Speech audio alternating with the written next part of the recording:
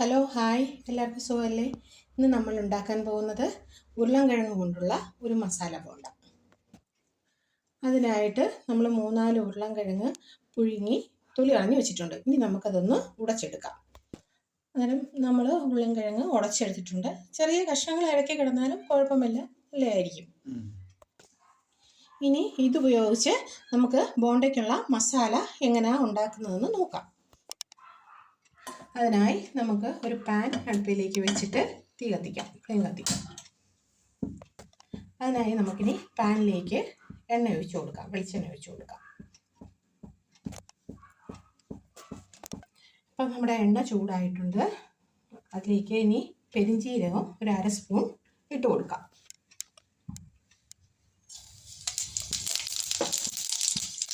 നമ്മുടെ പെരിഞ്ചീരകം ഒന്ന് പൊട്ടി വരട്ടെ. ഇനി അതിലേക്ക് 2 മീഡിയം ടൈപ്പ് സവാള ചെറുതായി അരിഞ്ഞത് ഇട്ട് കൊടുക്കാം.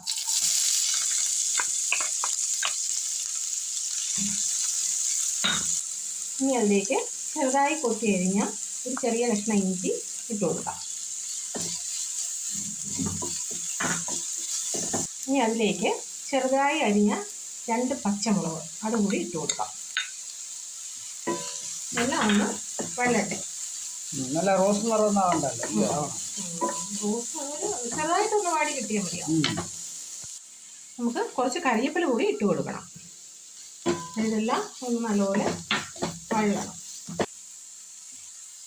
ഇനി നമുക്ക് 1 സ്പൂൺ ഉപ്പ് കൂടി ഇട്ട് കൊടുക്കാം. ആവശ്യത്തിനുള്ള ഉപ്പ് നിങ്ങളുടെ ആവശ്യത്തിനനുസരിച്ച് ഇട്ട് കൊടുക്കണം കേട്ടോ.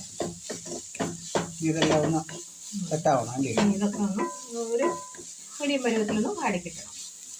അതിൻ്റെ ഈ സവാള നമുക്കൊരു 2-3 മിനിറ്റ് ഒരു മീഡിയം ടൈമിൽ വഴറ്റിയെടുക്കണം. ഒരുപാട് ഗോൾഡൻ കളറിലൊന്നും വെള്ളണ്ട, ഒരു മീഡിയം പരുവത്തിൽ കണ്ടാൽ മതിയാവും. അപ്പോൾ നമ്മുടെ സവാളയൊക്കെ ഒരു പരുവത്തിൽ വഴണ്ടിട്ടുണ്ട്. ഇനി നമുക്ക് അതിലേക്ക് 1/2 സ്പൂൺ മുളക് പൊടി ഇട്ട് കൊടുക്കാം.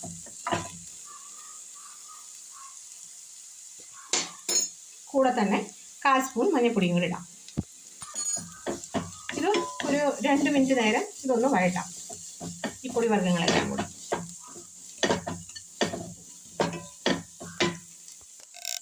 ഇനി അതിലേക്ക് ഉടച്ചു വെച്ചിരിക്കുന്ന നമ്മുടെ ഉരുളൻകിഴങ്ങ് പൊടിച്ചത് ഇട്ട് നല്ലതുപോലെ വഴറ്റി കൊടുക്കാം.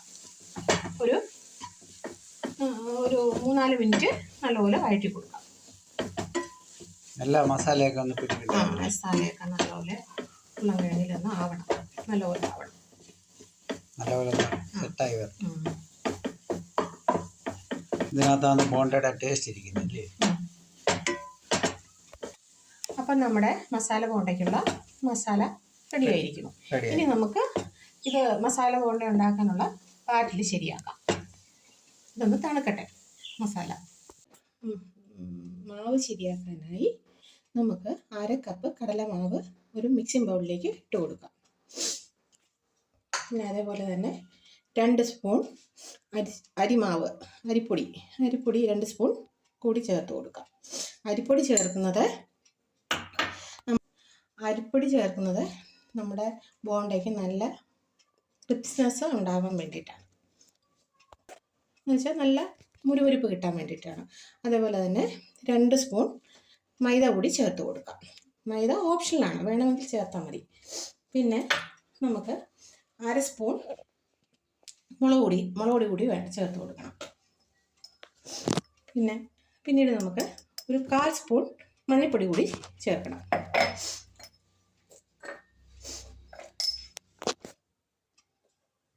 ഇനി നമുക്ക് ബോണ്ടയ്ക്ക് ഒരു ഫ്ലേവർ കിട്ടാൻ വേണ്ടിയിട്ട് കുറച്ച് കായപ്പൊടി കൂടി ചേർക്കാം. അതും ഓപ്ഷനാണ്. പിന്നെ നമുക്ക് ഒരു 1/4 സ്പൂൺ സോഡ കൂടി ചേർത്ത് കൊടുക്കാം. സോഡ ഇല്ലെങ്കിൽ ബേക്കിംഗ് പൗഡർ ആയാലും മതി. ബേക്കിംഗ് പൗഡറോ സോഡയോ ഏതെങ്കിലും ഒന്ന് ചേർത്ത് കൊടുക്കാം.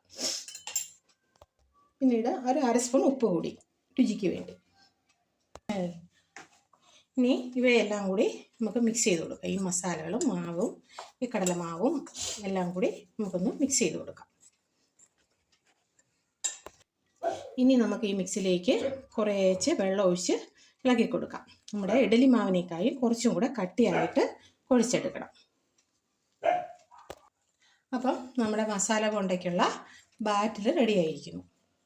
ഈ പരുവം കിട്ടണം അല്ലേ? ഈ പരുവത്തിലായിരിക്കണം, ഒരുപാട് വെള്ളം കൂടാൻ പാടില്ല. ഇഡ്ഡലിയുടെ അതെ, ഇഡ്ഡലി മാവിൻ്റെ കാര്യം കുറച്ചും കൂടെ കട്ടി. അപ്പം നമുക്ക് മസാല ചെറിയ ഉരുളകളായി ഉരുട്ടിയെടുക്കാം. ഈ ഉരുളൻകിഴങ്ങ് മസാല ചെറിയ ഉരുളകളായി ഉരുട്ടിയെടുത്തോണ്ട് നമുക്ക് ബാറ്റിൽ മുക്കിയെടുക്കണം. അപ്പം നമ്മുടെ മസാലയുടെ ബോൾസ് എല്ലാം റെഡി ആയിട്ടുണ്ട്. ഒരു 8 എണ്ണം കിട്ടിയിട്ടുണ്ട്. ഇനി നമുക്കിതെല്ലാം ബാറ്റിൽ മുക്കി വറുത്തെടുക്കാം. അതിനായി നമുക്ക് പാൻ വെച്ച് എണ്ണ ഒഴിച്ച് കൊടുക്കാം. മുങ്ങിക്കിടക്കുന്ന രീതിയിൽ എണ്ണ വേണം. ബോണ്ട നല്ലപോലെ മുങ്ങിക്കിടക്കുന്ന രീതിയിലായിരിക്കണം എണ്ണ വേണ്ടത്. അപ്പം നമ്മുടെ എണ്ണ നല്ലപോലെ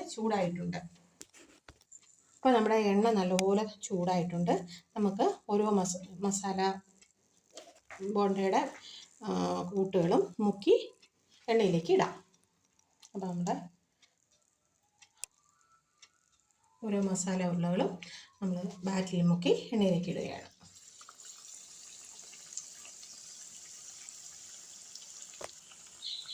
ഓരോന്നായിട്ട് ഇട്ട് കൊടുക്കാം.